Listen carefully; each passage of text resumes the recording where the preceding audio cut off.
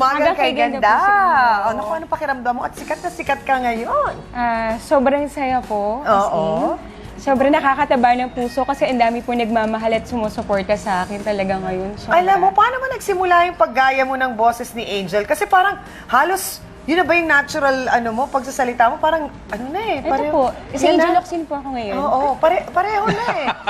So, paano mo na-discover na gano'n, nakaboses mo siya? Idol ko po kasi si Ate Angel talaga dati pa. So yun, pinapanood ko lang. Magkaanggulo din kayo ng bahagya. Oh. Oh, yan, Maliit yung na mga bagay, sobra na. At gaano ka kabata nung una mo na-realize na Mga kaya mong manggaya ng boses? Mga 10 po yata, 11. 10 years old. ganun. Sino yung ginaya mo? Teacher mo? Sino yung unang ginaya mo? Yun po si Ate Angel, tapos yung mga local singers po, like si Jaya, ganun po. Si Jessa, nung naglabasan po. Ang ini-impress mo ng mga classmates mo? Oh, yun po. Sa classmate po man. Ay, subukan natin, senyor. Okay, para masubukan talaga ang galing mo sa paggaya ng mga boss ni Angel Locsin, may ilang kaming may mga video clips kami talaga? na ipapakita. Gayahin mo lang ito, ha? Ready ka na ba? Okay Ito po. na. Okay, na. Walang sayo, Nicole! Akin lang ang asawa ko! Ay, sa legal wife. Ready ka? Action! Walang sayo, Nicole! Akin lang ang asawa ko! Kaboses na kaboses, grabe. Parang instant replay lang. Ano? Oh, eto pa ang Eto isa. pa. Kayo ba ni Luis ay naghiwalay na? Hindi pa po.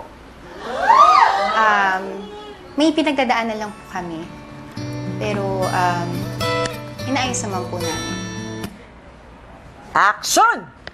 Hindi pa po. May pinagdadaanan lang po kami. Pero inaayos naman po namin. May isa pa, may isa isa pa. pa, ito May na. isa pang clip kami.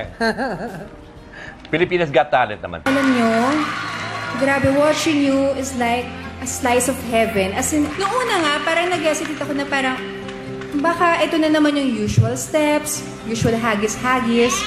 Ang galing nyo. Ang galing talaga. Oh, ready ka na? Action! Alam nyo, watching you is like a slice of heaven. Sobrang galing nyo. Nung una nga, nag-hesitate ako, baka ito na naman yung usual step. Pero hindi, ang galing nyo. Nakakatawa ko si Jenny. Grabe ka.